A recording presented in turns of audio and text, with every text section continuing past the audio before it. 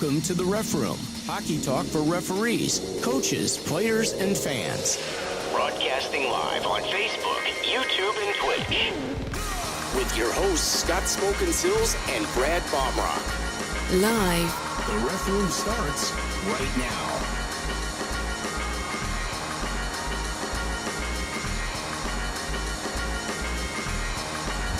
And now your host. Oh, yeah, it's Wednesday. Welcome to the Ref Room, everybody. I am Scott Smokin' Sills. Brett. It's not Wednesday. It's not Wednesday, Scott. I need cue cards, I guess. It's Monday. That's funny. We are so used to doing the show on Wednesday. It's Monday, everybody. Monday at 5:30. What day of the week it is? It's Monday. Hockey Day. That's what day it is. Oh, too funny. All right. Well, I've already screwed that up. I think our guest already walked off. He's like, who are these idiots? We got a really great show for you today because we have a very special guest, Mr. John Dunne, who is the executive director of AHAI, is with us today. And we got a lot to talk about because we are going to cover the state tournament, which is coming up. Hard to believe. Playoffs are already here, guys. The season, it was long and it went fast, man, like a bullet fast. Super fast. Yeah. It's like it's a blink of an eye fast, honestly. And then we're also going to talk about game fees, which is a hot topic in the locker rooms, in the ref rooms. So, John is willing to talk about that today and walk us through some of this stuff. So it should be a great show. We invite you to stick around and let's welcome our guest. Mr. John Dunne joins us. John, thank you. Thanks so much for being here. And, oh, man, there you are. There we go. There he is. We got to give him a big introduction. For those of you who don't know, John is a referee also, which is very cool. He has been our liaison between AHAI and the referees for many, many years, and now executive director of AHAI, and he's the guy that's in charge, basically. Am I correct, John? Well, I don't know about that, but my when Mr. Green is not in town, we could say you're in charge. Yeah, that's right. That's right. Exactly. No, my job is to run the day-to-day operations of the association, and underneath that falls the AHAI assigner site. So that's where I kind of come in. So just lucky enough to have the experience, also being a long-time official. I got my gold book this year. Cool book. Wow, nice. So that's good and bad. That means I'm old for one, and two, I have still younger than me. We'll say vintage. We'll just say vintage. So, yeah. Very cool. Well, we are here today. We're going to talk about the state tournament. I know we've got the rules. John's going to walk us through lots of stuff with details about the state tournament, how the rankings are set up and the brackets and all that good stuff. So I'm going to turn it over to you, John, and let you do your thing. Oh, well, for state tournament is coming around the corner, so it is another unique year. So with that coming through, we'll put some notices out to the officials. For one, we sent them to the clubs already this week with the COVID policy. It's the roster size because when you get into the round robins and things like that, you can't just cancel a game. So they have to happen. So we sent out a notice for minimum roster sizes so that if teams fall below a certain roster size, they'll forfeit the game and the game moves forward. So the clubs got that. The hockey directors got that. That also included the equipment rules, which everybody here loves. Enforcing the neck guard rule. The ear flaps and mouth guards. Well, yeah, and the mouth guards. Now the neck guard rule is an AHAI rule, so that's why it is an AHAI rule. And the tier ones received the notice right to their hockey directors again today. That the officials will be enforcing that. And I got smart aleck comments coming back. How come they're not enforcing it all year? Which is a true statement. So we're asking the officials of the state tournament. The AHAI rule is the neck guards, and the USA rule is the mouth guards and the ear flaps, which we've had some recent controversy over with ear. Yeah. So, so they will be enforcing. And again, it goes back to those are really coaching issues. They're not officials' issues. So we're asking the officials to enforce them, and it's a coaching issue. And it goes back to the same thing. You're not going to cancel a game. You're not going to stop the game, but you're going to do an incident report after and just say, hey, this team, I told them they didn't have it. Game went on. Here's a heads up. Yeah. So officials don't have to. That's okay to proceed like that. I think that's where a lot of people are questioning because, the game, we'll get into the costs of a game in a little bit here, but, sometimes you got to make the call to get a game done if it's, not a severe thing. Like you couldn't have 10 guys out there without an entire helmet. Like you couldn't get away with that. Like, the ear guards, we get it, but you want to try and get them in if you can. If it's one player, I'm saying send that guy off for sure. But if you have a whole team or something like that, I mean, especially last week when everything was getting closed down, we should try and get that game played, right? And make sure it's noted so that we're protected on the other side, right? Right. We want the games to be played. It's that simple. And I mean, for the officials, it's no different. You're not going to enforce mask rules. You're not going to enforce you're doing your due diligence and do it before the game. Do it during warmups when those high school kids, those midget kids come out and there isn't a neck guard to be seen. Just go up to the coach, plain and simple, and say, hey, I need them to have neck guards. And it's that simple. They have them, get them, and you might kick one kid off the ice at the beginning of the game that doesn't have it on just to reinforce it. But then, if it continues or they're just belligerent saying nobody's enforced it all year, we don't have them, you play the game, you do an incident report. And that's the best way to do it. As an experienced official too, you can use that to your benefit too. At certain times of the game, if you need somebody off the ice, you can utilize that in your back pocket. But that's a different topic, probably. But guy's running his mouth. Oh, where's your mouth guard? Yeah. Hey, I can understand you. Are you wearing a mouthpiece? Why should I be understanding what you're saying, right? Yeah. And again, it goes back to it's really a coaching issue. It's not the official. The officials are charged with enforcing, the rules, and it's a tough rule. The neck guard's a tough rule. And, put it this way, 2 weeks ago or 3 weeks ago, after that kid got sliced out east, I had no problem. I had no problem with anybody having them. And, this past weekend, same thing. They don't have them. And especially when a guy like me shows up, they know that, I'm going to be asking for them. They have them. They just have to get them. So we'll be asking the officials. I had friends I played hockey with that are parents of players now, and they're asking, like, aren't they supposed to have night guards after that incident? It's like, well, they're always supposed to have them. But, let's be honest, going back to the coaching issue, most of these kids have more opportunity during practice to get hurt than they do in a game. And that's where it's a coaching issue. It's a safety issue, whatever it is, equipment. How many of these kids don't have their helmets fastened? They can't strap their helmet because, and I'm booting them off the ice and they're pissed, but that's not my problem. That's a coaching issue. You need to be ready to play. And, if you make it to nationals, that's our districts, that's what's going to be happening. So that's really the thought process. We're trying to, especially when you get to the state level, trying to mirror what these teams would get moving forward in those divisions that would be moving forward. But that's a good point right there. Let's talk about, we do change some of our ways we officiate during state tournament because we have some AAA games that become 3-man that may be peewee that we would never see a 3 or 4-man system used, but we do mirror some of that. Same thing with the girls, like Tier 2. I think we go to 3-man versus a 2-man all season so that they can get used to it. Same thing with the AAA, the Tier 1. We go to 3-man for the girls, which we don't normally. Are we going 4-man? You're waving 4. For the boys, it's 4. For the boys, but I'm saying for the girls, they only see 2 all year long until we get to state tournament. And then and even high school JV, we start to see 3 in the JV divisions. Yep. Am I correct? Are we still doing that this year, John, or how's that going to work? Yeah. So, it has changed. It has changed. And AHAI's goal is to, as best we can, mirror what they would have going forward. So basically you're talking all the Tier 1s are trying to mirror, and the divisions that are bound for national tournaments. In other words, 14U and above for youth, and the girls 14, 16, and 19.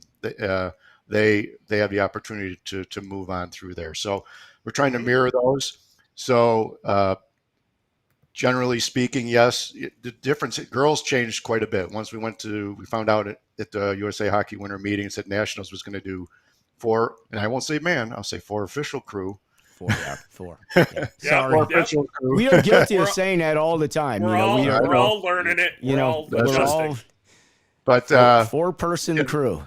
Right. So we bumped that up to 4 officials crew, and the 16s were 3, and then we bumped up their ice time a little bit, because generally speaking, the most of the levels, when you're talking about youth and the younger girls levels, those games are generally shorter than the normal league type games. So if I had some notes, but they're like Bantams are 15 minutes, Pee-wees are 14, and squirts are 12 at the youth, and at the girls, I think 10U is 11, and then it moves up a minute per level until you get to the 14s, which I think are 15 minutes, and then we're going up to 17 for both the 16s and the 19s. So that is an increase, and that a lot of that precipitated the raise in officials' fees for the state tournament too, because games had changed, game times have been longer.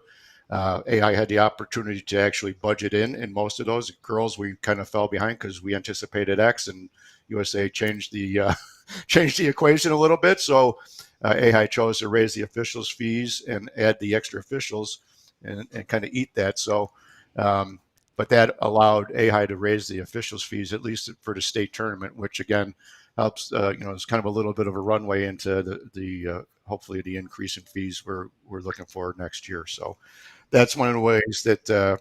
So that's the start, guys. Did you hear that? Say that again, John, so everybody can hear you nice and clearly. Well, AHAI raised the officials' fees across the board for all the state tournaments. So everything from the 10U up through the 19U girls, and that's really kind of because we had the opportunity to do it.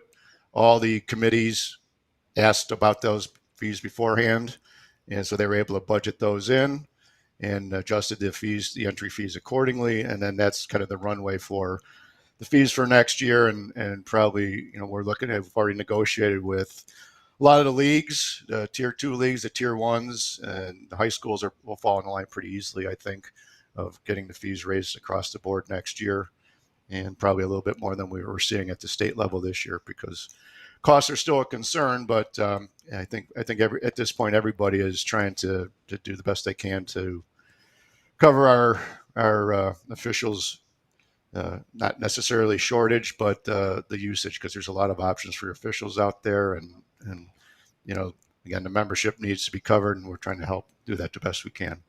So that's for the state tournament. That's really kind of the for the official side. Those assignments are based on merit, so that's another reason that the committees could say, yeah, we'll take the increase, because these officials theoretically had worked hard throughout the season, so those are based on merit. And I think it's good and bad.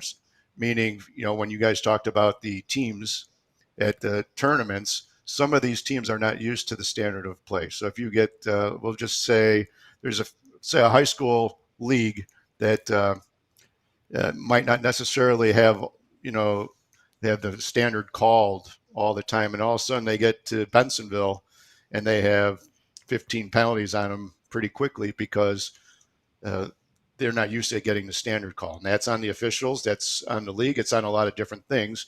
But we've seen that less and less. A few years ago, it used to be pretty prevalent, where Common. Yep. Right, where say at the time the Illinois Suburban League teams would come in and they'd play a West Division team that's used to having their standard called, and they know most of those officials, and boom. Or the same thing is true, you have a lot of these North Shore high school teams maybe, and they're coming to Bensonville and they're seeing officials they've never seen all year. So they're not sure what's going to be called and what's not going to be called. So that's always, a part of the state tournament that's always interesting. But I think for the most part, the better teams, and you see it regularly, they adapt to what's going on, and you don't really see too much of an issue, especially once you get down to the round robins and all that. They're all well coached teams, and the officials again are there by merit, so they're hopefully not overmatched. And then there are some assignments, certainly, even when you get to championship day, where the officials might, they've worked hard all year, and it's not just merit based on skill; it's merit because they've increased their abilities this year. They've worked a lot of games, and all of a sudden you see, there oftentimes when you'll see some of the lower level state youth games or girls games, it'll be, a father-son or a father-daughter team out there. I like when we do those. And I think that again, once as an official, it's no different for an official than it is for a team getting to that level. You're working the state championship game, and they take it seriously. So I think it's a great part of what we do. And again, it's, I like that it's merit based. For the most part, the assigners, we get together and kind of go through the list with. Usually, we have a meeting with the referee in chief, the president of AHAI, a few of that group, and we kind of go through the list and just say, hey, yes, no, and 98% of the people that are, meaning that the officials come, everybody's like, yeah, absolutely. But it might be, yeah, young, let them line, no in the middle, depending, or you can be in the middle at a JV, but not in a combined, or tier 2, yes, tier 1, no, that type of thing. So, and that's based on just trying to match up the officials' abilities with the the skill level of the teams. So I think it's a pretty good process, and the challenge there is as the seeds come out and things, is trying to pick the right. It's hard when the seeds aren't quite in, especially for the round robins. You can't just assign officials to us. You don't know where the teams are, because we as officials too, we don't want to see certain teams for whatever reason. Maybe we've seen them 37 times this year, or we just don't get along with them, or they don't get along with us, and the assigners take that into account too. And and then when it starts to come down to semis and finals, then it is merit based, and it doesn't come necessarily down to the teams as much, but try to avoid any of those types of conflicts. You don't want to have somebody that attended, like say, I went to Fenwick, and if Fenwick got to a state semifinal, I don't, it wouldn't be right. Yeah, I should be. Yeah. But that's just, I agree. So that's some of the things that the assigners look at, and especially through all the state tournaments, and there's a lot of playoffs coming through, and they're responsible for the Scholastic League playoffs, the high school division playoffs. So Nihil is going. Central States has some playoffs around here. So there's a lot going on, and on top of college and some other things that are going through here that that we don't see day in and day out. So. When it comes down to the teams themselves. Oh, sorry. Go ahead, Brad.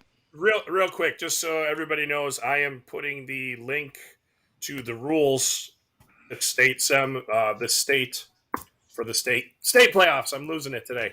Into Facebook. I put it on both Facebook groups, and I put it on YouTube. Which, reminder, just so everybody knows, we are going to be switching it over to YouTube 100%. They won't be broadcast live on Facebook as much anymore. So just by next season, for sure, we are going to make the move to YouTube 100%. We're going to bring the whole community together. So if you guys are watching on Facebook, click the notification button, but go over to YouTube. It's youtube.com/c/refroom. And hit the subscribe button, hit the notification button, and smash the like button, okay? That helps us, helps the channel, and we appreciate it. So if you want to support the channel, you can go to buymeacoffee.com/refroom. Brad needs caffeine. John Dunne looks like he might want some caffeine too. He's been working some long hours getting ready for this. So, and John's been a big supporter of everybody here, all the officials, and, working with AHAI. We appreciate all that they do. So, we thank you for that. I noticed that Michelle, who's the girls' state tournament chair, kind of chimed in that the girls' times hadn't changed, where I thought they increased at the older levels. But let's put it right up here so everybody can see it. She would know the answer. So I'll defer to her on that. Yep. So my question is, are the teams allowed to, do they send in, I don't want to call them requests for referees, but can they, kind of like nix referees off of their state games? Do they have the ability to do that? And is that separate from the ability during the season to have an official maybe not work their games if it's possible? It's two answers. No, for the state, they have no choice. Okay. They have no choice. So that goes back to the assigners trying to assign the proper officials to the games. There are, at the beginning of this, I don't want to say beginning of the season, probably before the season starts, there is a notice that goes out to coaches past a certain level, and they will, is there any officials that you would prefer to see or not see? And I'll be totally honest with you, very rarely does anybody send anything back with negative, and there might be one or two, and it's an obvious conflict with something that happened. And then there's also times where one year they had a conflict, and the next year they said, no, we're fine. So the coaches, for the most part, they're really good about it. But from the assigner point of view, we recognize it, but it's not, it comes back that, yeah, we'll do the best we can. And it's usually more about a conflict that they had with a problem that, that precipitated something. But I would say if it's anybody that sends something back, it's usually pretty obvious that they had an issue with them, and everybody's kind of aware of the issue. But state tournament, no, that's not the case. That's, again, it goes back to the assigners trying to not put officials in a bad position like that. Or what happened to my little camera there? Yeah, there you go. You're back in focus. Autofocus. Yeah. Autofocus. There you go. Yeah. Right. So a couple questions I have for you. So we're going to Glenview this year for the girls. That's a new location for them. Beautiful facility, correct? Correct. We're back for high school. We're going back to Bensonville. And correct. We don't have the United Center this year, do we? Correct. The United Center nixed it basically because of it's an expense. The Blackhawks, remember, do not own a United Center, and the Blackhawks would foot the bill for the United Center day each day, and that's probably a $30,000 to $40,000 endeavor for the Blackhawks. So very generous on their part. Yeah. But when their dates, they had a lot of dates cancel over last year, obviously, that they're trying to fill up their dates with much more lucrative type events. Yeah. So it was really the United Center. It wasn't the Blackhawks. The Blackhawks certainly fought to continue that, and they are supporting the one at Bensonville. That's why all the championships are on Sunday. I think it's the 13th, March 13th. So it'll start with the JV and roll through the red, the combined, and then the girls' high school championships will close out the evening there. So, it's back at Bensonville, and that's why. So, again, the Blackhawks, huge supporters of the event, basically run it like a game day, Hawks game day event, and the United Center just wasn't available for us to use this year. So. Now, in terms of, we've got nationals coming to Chicago this year. I don't know. We're regionals. I'm not sure, but I think we have Bantam and Midget coming to Chicago for nationals. With things the way they currently are we in jeopardy of losing nationals by any chance, or do you know anything about that? Because with you can't get food and beverage in the city and in some of these locations. I mean, it may not be feasible. So I'm just kind of curious if you have any insight on as far as that's concerned. No special insight, but I can tell you that it'll get done somehow. Meaning, if the venue had to change, I'm sure we could switch the venue so it's still in the same area. And the fact of the matter, the venues that changed last year at the last minute for USA Hockey were because areas were shut down. And it was nothing to do with protocol. And even at their national tournaments last year, they instituted protocol. So if there's protocol here and the games can be played, the games will be played. It's just protocol as opposed to being shut down. And I've seen no indication of things getting shut down at this point in time. So unless something drastically changes, I think that they'll be held at the location, and I'm sure that we'll figure it out if we need to. But it's more about protocol than it is about being shut down. So. Gotcha. John, do you want to touch on what we talked about the other day during Bensonville with playoffs? What we're doing kind of different this year? Oh, Well, we're just all the high school games, actually all the championship games for youth and the girls, and all the high school games will be on the AHAI side, so the big side. So that's one of the things that AHAI did to combat I don't want to say the COVID protocol. So we still own the sheets of ice on the other side, and we'll utilize those if needed. But it's to kind of keep, one we didn't like the high school committee in particular did not like having games on the smaller side because it was just overcrowded especially for some. We had some combined semis over there, which was just, the fans they were just stacked up, and it just wasn't fair to everybody there. So we tried the best we can. The rink helped us out and utilized the big ice over with the bowl for all the high school games and the final games. So that's good news. And on top of that, since we own the ice, that the ADP program is going to try and utilize some of that ice for some skates for the ADP program and any other educational program we can use, because we do own the ice, and that'll be donated to the ADP program. And so that's the good news. But that'll be overflow ice. If we run behind, sometimes on a weekend, if we run behind, we could switch a start of a game or move a game over if we needed to. So there's some good news there too. So, because we all hate that starting that last midget game at 10:30 at night. Oh man, 11:30. Yeah, and you've already been there all day. So and on top of that, we budgeted in some ice openings each day to catch up if needed. So 2 of those a day. So good. So basically, my men's league games last night started an hour and 20 minutes late. Well, you had the wild card. You had the senior nights on all the. It's rough. Well, we had overtime. We had Loyola and St. Viator, and they went overtime, which was an incredible game. I mean, I've had the good fortune of being on that game twice, and both times Loyola won in overtime. But great games, just absolutely phenomenal. Both teams so competitive. Really, really great to see. Yeah. So, anyways, John, since the hot topic is always the referee fees. Let's get to the elephant in the room. So we need to talk ref fees. So, Brad, you kick it off. Well, me and John were sitting and talking, and I think what we should talk about first is John has some write-outs and some numbers. He knows a little bit better than us how much it actually costs to play a particular hockey game. So we'll just, take high school or whatever example he wants to do, and I'll let him roll with it. So I know the first thing he mentioned was ice costs. So take it from there, John, and break it down for everybody like you broke it down for me. Well, when everybody's asking how our fees come about. So really, the fees are negotiated between the assigners, and they're not just AHAI. It's any assigner. It's anybody that's assigning games. Say it's Mike Wilt with the Sabres. He negotiates with them on their rates.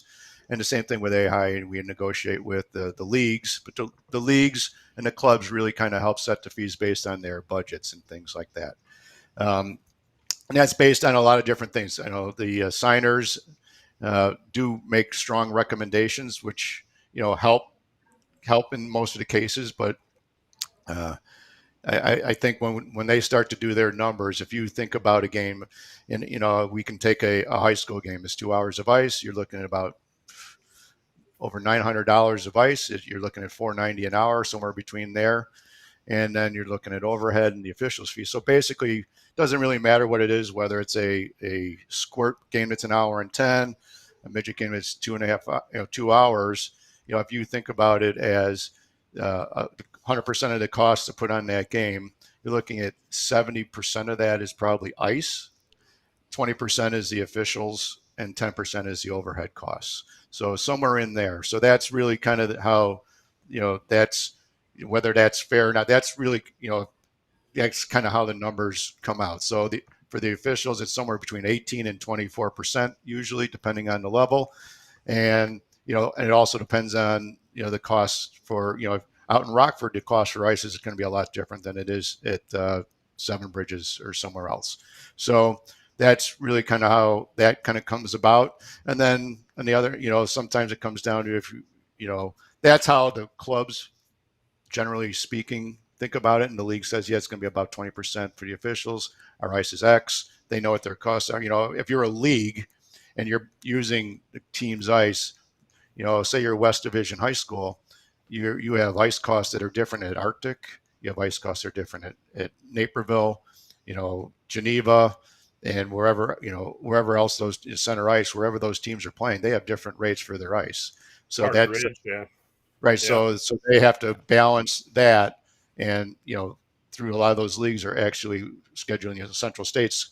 Basically, the clubs, they schedule the refs through Central States types of things. So there are a lot of variables in there, but that's a pretty good ballpark. Ice is about 70%, officials are 20, and the overhead's about 10%. The overhead would be league fees, club fees for coaches or whatever, and scorekeepers and things like that. So that's kind of a pretty good ballpark. And if you take that, that's a pretty good area to how they get figured out. Well, I guess, probably one of the big questions that's been raised is we haven't had a bump in a couple of years. And, the gas prices have doubled. Food costs have gone up like 30, 40%.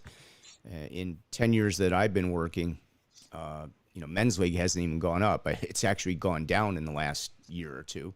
Are we going to see some justification as to pricing for those games moving forward anytime soon? Or are we going to have to wait till next season for all these things to kick in? Will this affect spring league, or will it be, immediate? For the fees with the leagues, it'll be next season because the leagues are coming to an end. And again, the fees are negotiated this year with the leagues.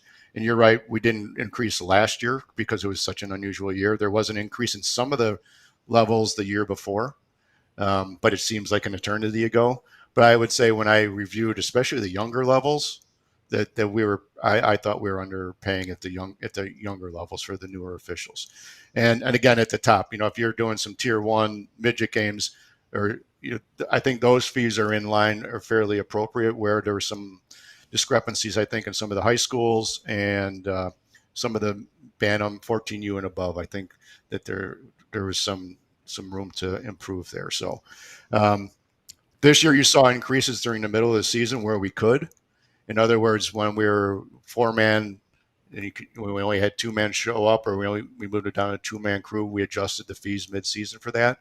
And while it's not the full rate for all 4 men, again, the league is expecting 4. We're providing 2. They don't want to pay full boat either. So, but on the other hand, the officials are working, and they're doing everybody, I don't want to say a favor, but officials are expecting 4-man crews too, and they're working too. So they deserve more. So those are adjusted mid-season because it was a fair thing to do. We had a division at Nihil that, they changed their period lengths without us really knowing. And so we found that out. And so that was adjusted very quickly with the league. We're also seeing a lot of overtime that when I say overtime, meaning not Correct. Overtime for us, overtime from, the games being played, whether it be a high school game or even a JV going into overtime and shootout and things of that nature that are keeping us there. I do have a question with regard to that, because I know I've had a couple situations. I had one recently. We had a senior night, didn't know it was a senior night. Ran so late, I couldn't even make it to the next game. I stayed in touch. It was a different assigner. I stayed in touch with the assigner, but we ended up losing the game fee off that next game that we were scheduled, and we put the assigner in a bad place when we do that. Is there any better way we could be doing that, or anything we should handle differently to, what's your thoughts on it? Even like, I'll just say last night we had a game go overtime, had a senior night, and then we end up starting an hour 20 late, and I get 3 games backed up an hour 20 now that we're staying there for. So is there anything, I mean, I know it's not the norm. It's not every week that this happens, but it does happen from time to time. And it how would happens you like around to this see the time of year, officials for handle sure. it, and how should it be handled? What are your thoughts?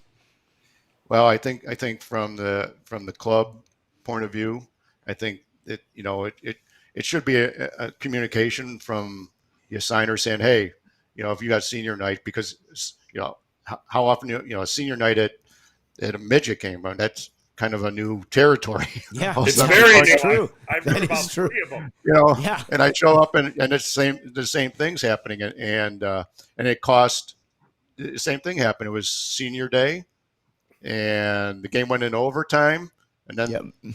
they jumped on the glass and shattered the glass. Oh, there you go. Add another half hour or hour. Well, and it cost the game after wasn't able to be played.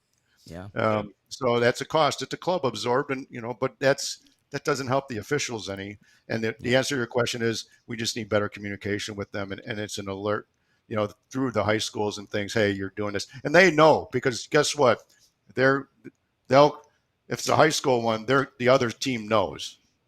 So they're to say it's our senior night. And so that they know, because we've shown up at those and they said, yeah, we told them it's their senior night. And they're trying to do a better job with it, but it's still, there's no good answer there. It's no different than showing up at a tournament and all of a sudden you're an hour behind, and it's a better communication from all involved in it. It could start with the assigners, I think, putting out there, hey, it's senior time. You send a senioritis. You send your senioritis note that says, senior does something stupid, they're just done for the rest of the year. See ya. And hey, if you have a senior night, let us know, because we need to adjust the times, because that's not fair to the officials. Period. Because like you said, you're affected by an hour and a half, and all those other, not just you, but one, if you got to be somewhere else, but two, if you're a parent and it's a weeknight and you're showing up and you're an hour and a half behind and it's a school night, you're not too happy either. Yeah, for sure. Well, I can tell you, a lot of these schools have websites for their hockey teams, okay? And a lot of them will put it up there very early when their senior night's going to be. So once it starts to get around this time of the year, you can start looking. There's a couple of them that are, schools that I work quite a bit because of where I live.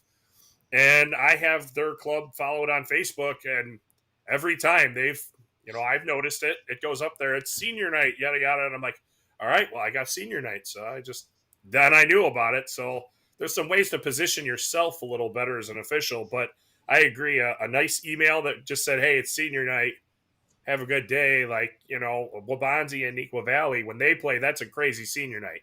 There's tons of people there. You have to get there super early because there is no parking. Can't get parking. It's just like the game Wednesday night before GBN here. Sorry for everybody that isn't from Chicago. Yeah. Highland Park, Deerfield. I mean, we can go down the list, Yeah, it's crazy. So it's just, Nutria, I think you get to learn it after a while. Loyola Gold, and, just keep going. All the rivalry games, so. Yep. So I think there's a couple things that we can do as officials to kind of keep an eye on it. You're going to show up, I think, still every once in a while and have a senior night. And the new thing with the midget teams with the senior nights, I don't remember ever seeing that, and I heard about 3 of them this weekend. Yeah. So people were like stunned. So they're out there. So look out. Yeah, I mean, it's at the beginning of the season. I think we run into it too, where they're not at their practice games, or they just have a certain ice slot, or you're getting practice games. Now at the end of the year, you get some of these practice games, teams that are out, they have some ice, they just want to do practice games. And I think for the officials' point of view, for what I usually would do is, hey, you have this is your ice slot. Let's figure out what you want to do here. And you adjust the periods. They're practice games. They don't mean anything in any league standings, and you can adjust the ice slot, or say, hey, we're going to do 2 15-minute periods, and if we have 14 minutes left, we're going to put 14 on the clock, and it's going to be running, so we're done at the time we're supposed to be done. And the officials have the ability to do that, because I dislike showing up and somebody saying, oh, well, we have the slot after, and we're going to do 320s. Well, that's not what I anticipated, and you may not be able to get to your next game based on that. Right, I mean, and that's just not right, and that's not fair. Well, the official 99.9% of the time, the officials stay and do it because that's just what they do. And then we get a note, and sometimes if that's the case and it really does run over, we'll go back to the club, and the officials have in the past gotten a little stipend and past that or something. But again, that's a lot of extra work, and if you're, supposed to be out with your girlfriend or your wife later that night, and all of a sudden, she's mad. Yeah. And you say, well, I don't have time to shower. Well, Yeah. So do you think we can expect an increase in men's league coming this next season or for the summer? Yeah. Has that been negotiated as well? AHAI does Asking for a not. friend. Yeah. Well, I would say that the percentages of US or AHAI. He disappeared. How about that? It was the men's league question. Well, yeah, it was the men's league got him. question that took him off. Let's see if he comes back here in a couple minutes because we still have more to talk to. There he is. He's coming There he back. goes. All right. Got He me? took the Fifth Amendment. He's gone. Yeah. I don't know what happened. It said I think I ran out of time or something. Yeah. Yeah. No, for men's league, but men's league, AHAI doesn't have a ton of them, and so they negotiate the rates with those. But most of the men's leagues are non-USA groups, so I don't know too much about those. So there's a couple other things I wanted to cover today because I wanted to find out, is AHAI encouraging teams to have more weeknight games? And the reason I'm asking this question is we have so many of the better officials that are available that are looking to work on weeknights, meaning Monday through Thursday or even Monday through Friday. And the games aren't there for us. I mean, we are actively looking. Everybody would like to work a couple games a night. I think there's a number of us that would, and I'm not just speaking for myself, but I know a lot of other people, that's the first thing they try to grab are some of these weeknight games. Is AHAI doing anything to try to encourage the teams to use some of that weeknight ice that they have? And secondly, are they thinking about maybe like limiting that, maybe instead of playing 4 Saturday night games at 7:30 at night, you can only play 2 Saturday night games so that we can cover the work and get the better officials on these great games that we have? The answer to your question is yes. All the clubs have received that multiple times this year. It's been, we sit in league meetings. So the answer is yes. It's encouraged. It's not quite that easy, meaning there's ice contracts for clubs. They have certain ice times, period. When you talk about some of the leagues, we talk about Central States, they're scheduling before the season even starts. And if they have out-of-town teams, that kind of takes those up. We have local teams. Some of the North Shore teams don't want to go down south during the week, or some of the West suburban teams don't want to go to the city during the week. They just don't want to. Yeah, I get it. And again, it's about our membership, and so yes, they are encouraged. And I think you've seen some of the high school divisions in particular move more of their games to the weeknights. So those are starting to become more standard. Again, there's only a limited amount of time. It is a struggle, but yes, AHAI is certainly encouraging it, and absolutely. I mean, it's easy to fill weeknight games, and we start to get a struggle on Fridays, especially if there's tournaments in the town or showcases here. But that Monday through Thursday, that's the time to schedule a game if you want, and then that's agreed. And yes, the answer is yes. We've negotiated with the leagues and gone through all of that to do that. So, an interesting thing that I heard, John, that you privied me to the other day was, we're down officials. We're down, I think we're still down. I looked at the report. I think we're down about 300, 250, somewhere in there for this season. But what was shocking is, John, what you shared with me about the teams and membership from the players' side. So why don't you fill everybody in on what's going on there? Because when you were telling me the numbers, I was shocked. Yeah. So you mean like from player numbers, et cetera? Yep. Yeah. So, everybody says we're short officials. And the fact of the matter is we are a little bit down. I think I sent out I received the district report for officials through the district today. And yeah, we're down, but we have still have a very large number of level 1s and level 2s. The challenge here locally for the officials is we have a lot of, we'll say 3s. 4s kind of hang and they do what they do. But our experienced officials are either working less games, working a lot of different games. We have a lot of very experienced and quality officials that on the weekends they're gone because they're working college, they're working juniors, they're working this.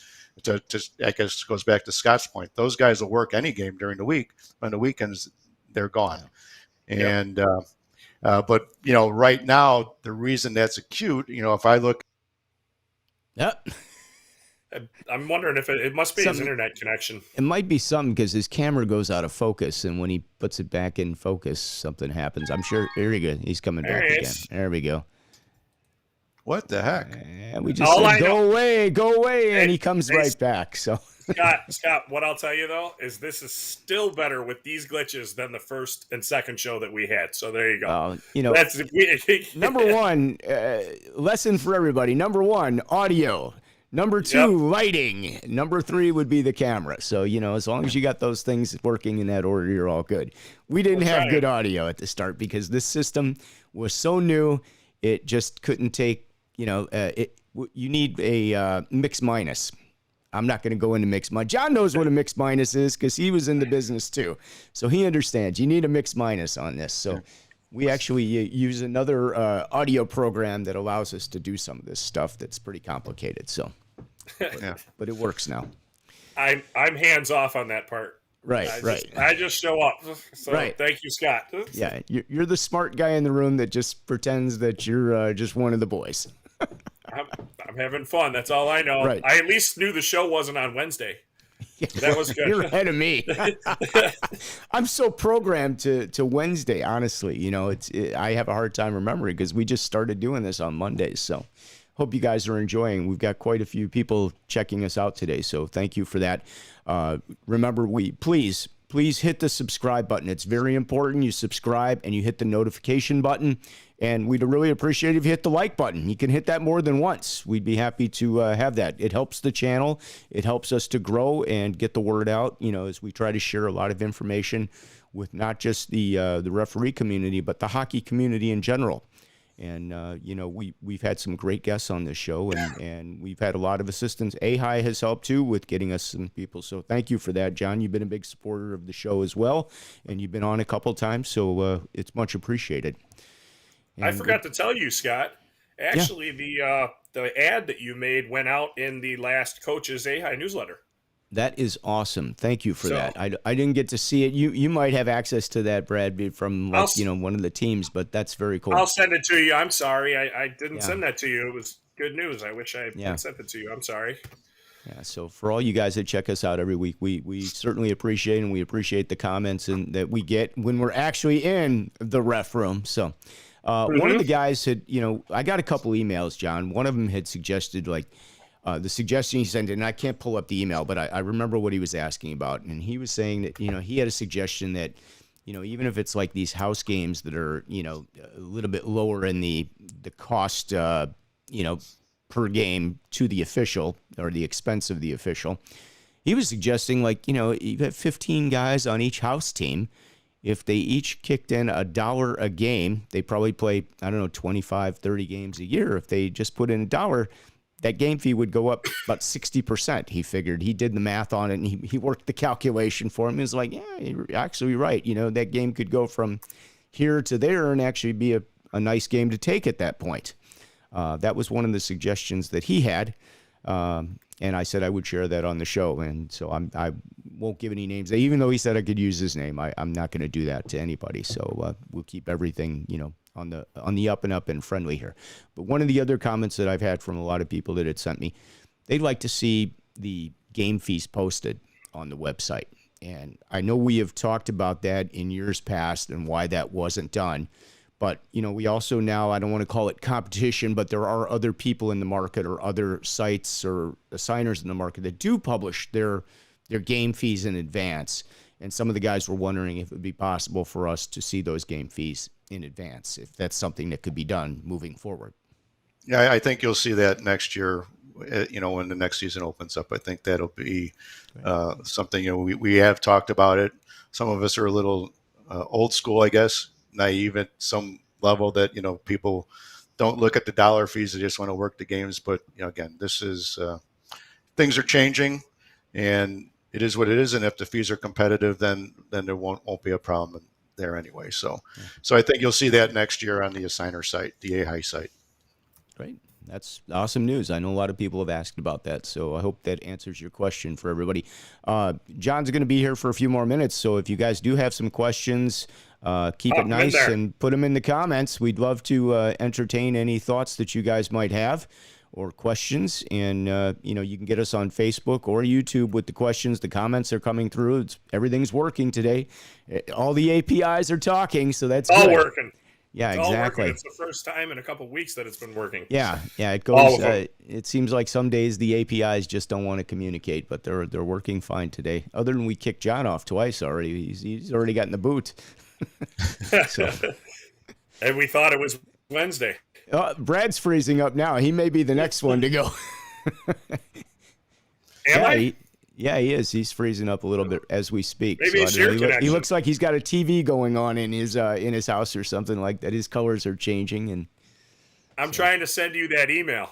well, don't use up all your internet service. That's what's happening. You're probably not. Oh, you know what? I have changing. kids. The screen changes. So when you're going dark mode to light mode, the light changes on your face. So That's yeah, I know. I got you. Okay. I'm just monitoring as normal. all right, very good. All right. Yeah, I so, think the other John, thing that Brad was referencing before, where we were a little short of officials. I think before you dumped me. Yeah, sorry. We kind of had said, hey, the officials. delete. So I mean, we had 850 games on the AHAI Signer site this weekend, and 22 games were canceled. 2 of them were canceled for no officials. We did have 3 games where no officials were assigned and still were trying to be played.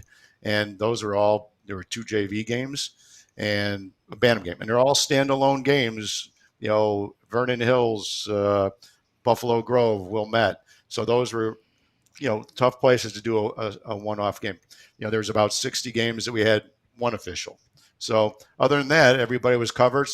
There were some 4 official crews down to 3, some 4 to 2. So we got everything covered. So he did well. But again, what Brad was referencing is right now, the amount of games at the 12 and up levels is just 850 games here this weekend. And that's just this weekend. And that's great because those numbers are still there. What we're seeing, from the AHAI point of view, we're short if we look back at the 2018-19 season before the COVID season, we're short about 450 teams. So Teams. We're still by the short way. that many teams? I want to That point many that out. Teams. Wow. Teams. But- Wow. Imagine if we had another 450 teams playing every week, where we would be. Yeah. Now, granted, some of those teams are adult teams that are still kind of in existence. They might be off the AHAI radar, but that's a number of them. But the lower levels, the 10Us, the 8Us, which we don't always see because AHAI doesn't see all the 8Us because they play in the Cool League, so we don't see all those. But they usually transition up into the Squirt, and we see those numbers there. But even when you start to look at the numbers that are sitting in the Cool League and through there, those numbers are much smaller, for one. And 2, teams exist with many fewer players in them. Where, back in the day when I was administering at a club, and we were filling every roster with 20 players, 18 to 20 players. And you didn't have teams with 12 or 13. Now we're giving exemptions for teams with 9 skaters or the younger in-house programs. If you look at some of the in-house programs at the Hawks, or they have less players per team, and that's where we're really struggling. So I think, unfortunately, as that starts to move up, then we'll start to see some of those games at the higher levels, digress. We have tier 2 organizations trying to merge because they don't have the numbers of players that they need to support their contracts. We have high schools that are folding. We have more combined teams trying to join together. Just because those younger groups are starting to move through and the numbers aren't coming through there. And so I think that's a big portion of what we're trying to do just overall when AHAI looks at all the fees and all those types of things. I mean, you're right, Scott. Everything's going up. I mean, everything in my house, costs me more to have cable. It costs me more to have. I'd hate to show you my heating bill from this past month, John. I mean, you'd freak out if you saw it, honestly. And Right. I mean, You told me, and I hung up on you. Yeah. Well, I can't wait to so see high. the one I'm scared of is as bad as last month's was. I don't want to see this month's because it's probably a week's worth of reffing at least to pay that heating bill, just the heating bill. and that didn't count Right. the the gas or the auto repairs. And I mean, our costs have gone up considerably. You work, even if you, let's say you go out and work 4 games in a day, you do 2 and 2, you're out, you're leaving an hour and a half before your scheduled game.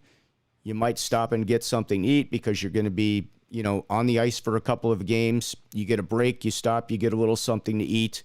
You go to the next 2 games, you get all the driving. It adds up. I mean, your game fees are almost gone by the time you put the gas in the car and you get some food. You're probably, you work the first 1 or 2 for just to cover that. I mean, that's no lie. So, I think a lot of the guys are feeling a little bit of that pain from, the costs that they're incurring. There's no doubt about it. It's the same for the players' families. I mean, sticks are more expensive.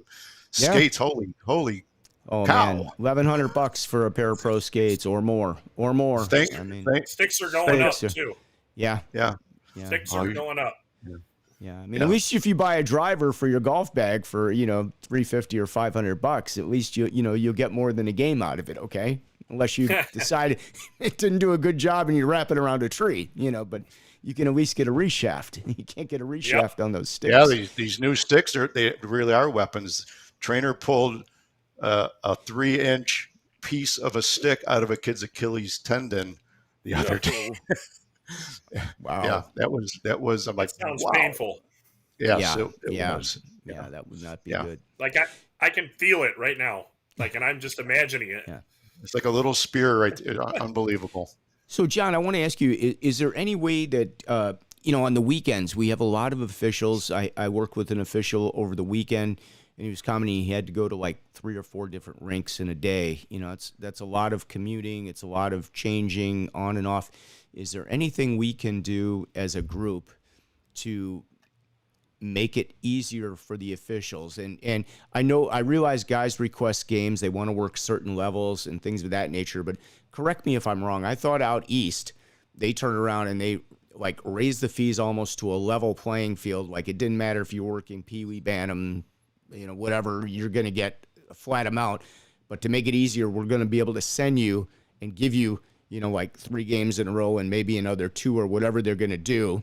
And versus, well, you're going to go to this rink and then you're going to go to this rink and then you're going to go to this rink. Because a lot of times, I mean, if we could be a little bit more efficient, we might be able to cover some more of these games, to be honest with you.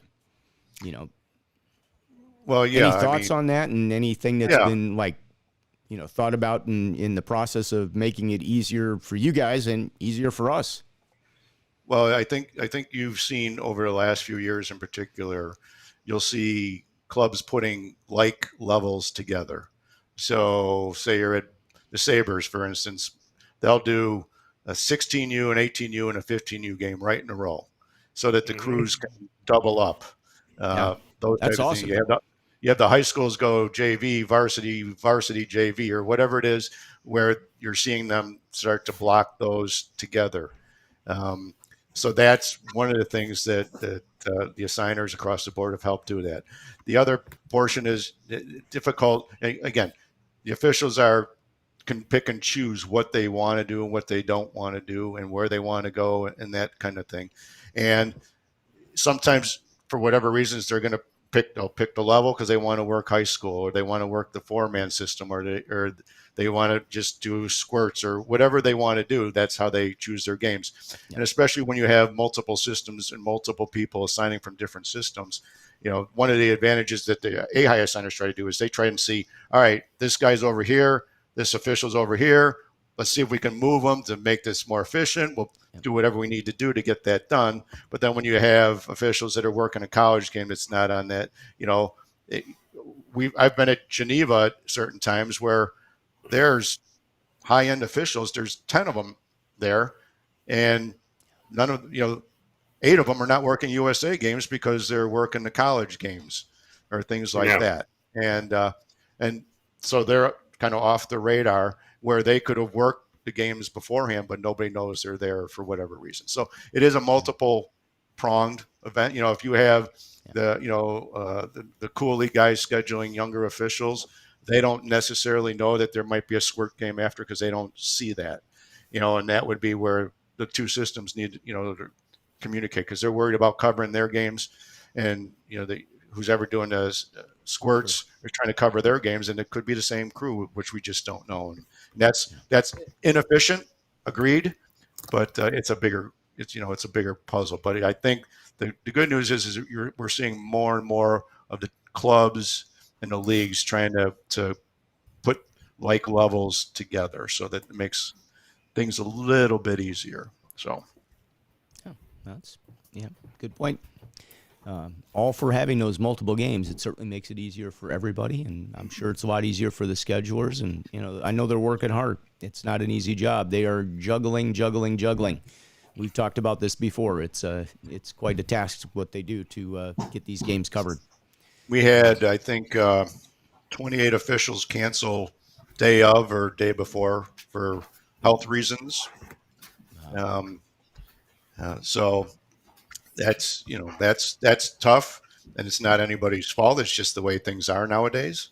Yeah. And I can tell you one thing that I was fortunate enough to talk to one of our assigners. I think it was at 1:00 yesterday or Saturday afternoon, and they were all working hard, and he told me that there was 110 games at that point for Saturday and Sunday that had one official or no official still on the games.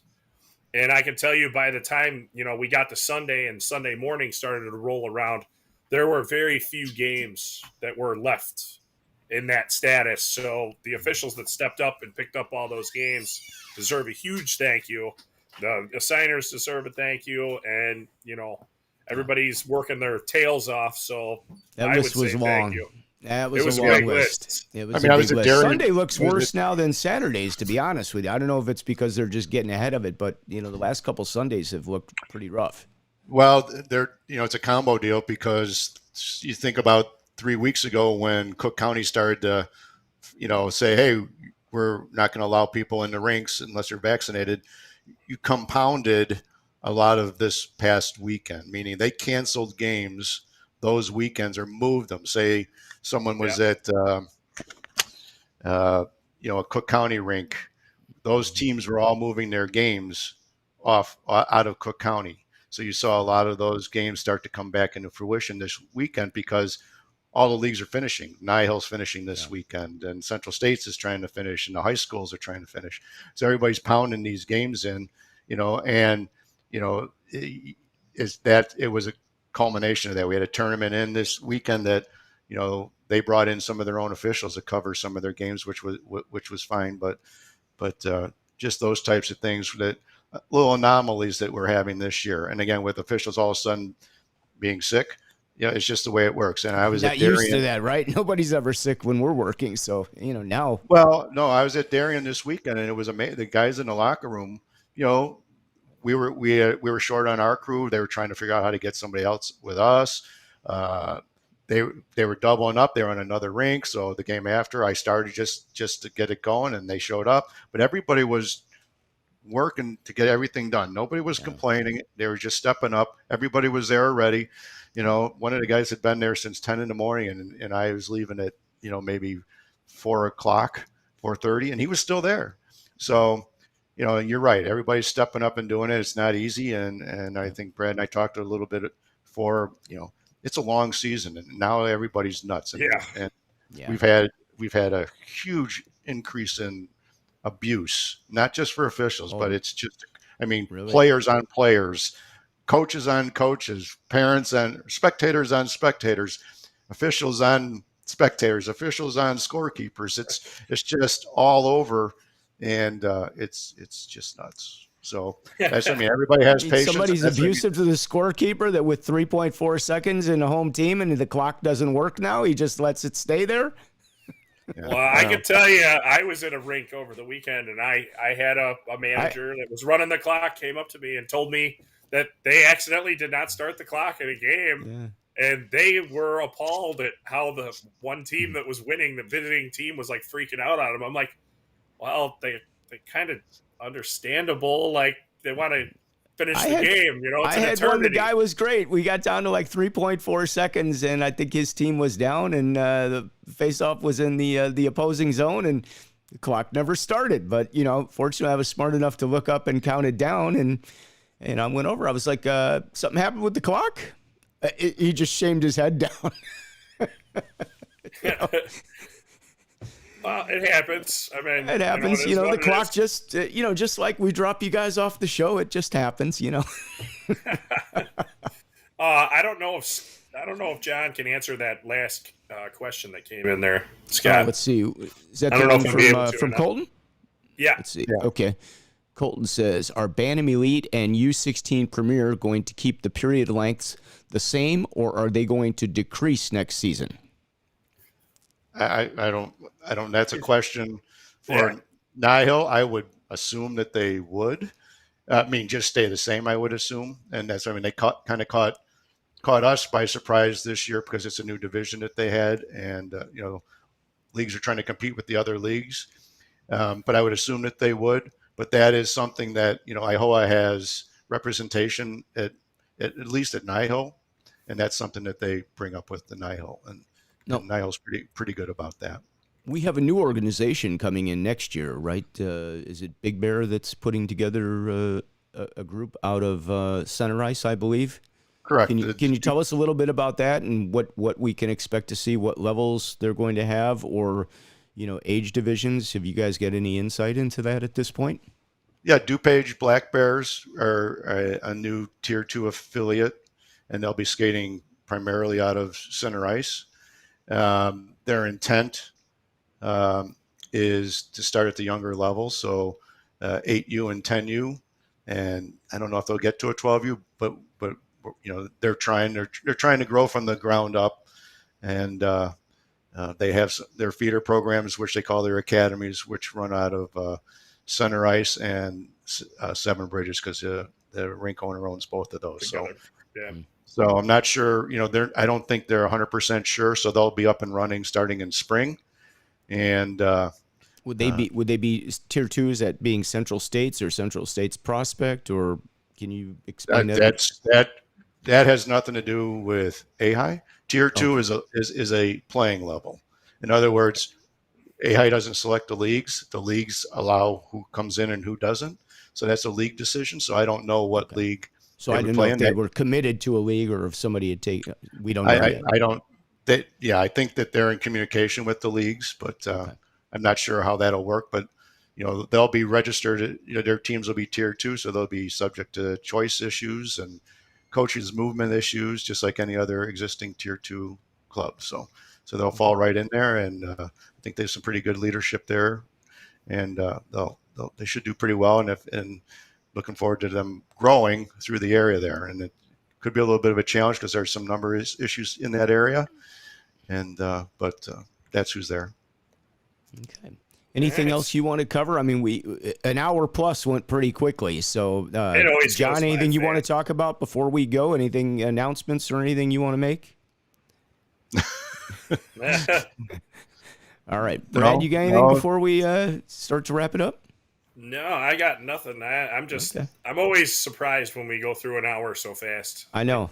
Still to this anytime day. We're talking hockey, it's just pleasurable and it goes quickly. So, John, I want to thank you for coming on the show and being so open with us, with the officiating committee and all that you do for all the officials and working with AHAI. And thank you for that. And thanks for coming on the show. You've been a great guest as always. Thank you. Brad, as for you, Sure. I don't know, buddy. Hey, what day of the week is it, Brad? It's definitely Monday at 5:30. We switched to a new time, remember? Oh, it's not noon. That's right. Yeah. Very good. All right. Well, guys, you have a great week. We will be back next week on Monday night at 5:30, Monday evening. Yeah, it's going to be daylight pretty soon at 5:30. It's going to feel like daytime again. So, There's going to be some good stories on Monday because there's some low playoffs starting up, low-key playoffs. There's already some good stories. We just didn't have a chance to talk about them today, but we'll talk about them. We'll catch up on some of this stuff. So join us next week, everybody, 5:30. It's Ref Room. If you haven't subscribed, hit that subscribe button, hit the notification button, smash the like button, and we will see you next Monday right here on the Ref Room. I'm Scott Smokin' Sills, our special guest, John Dunne, and my man, Brad Baumrock. All right, everybody, have a great week. Stay safe out there. Take a couple extra games, and we'll see you next week. Peace.